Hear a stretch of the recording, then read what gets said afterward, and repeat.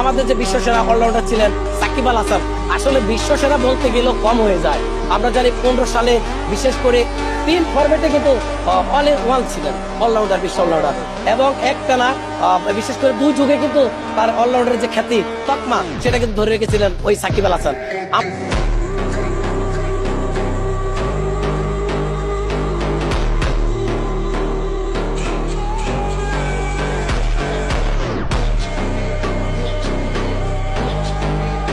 আমাদের যে বিশ্বসেরা অলরাউন্ডার ছিলেন সাকিব আল হাসান, আসলে বিশ্বসেরা বলতে গেলেও কম হয়ে যায়।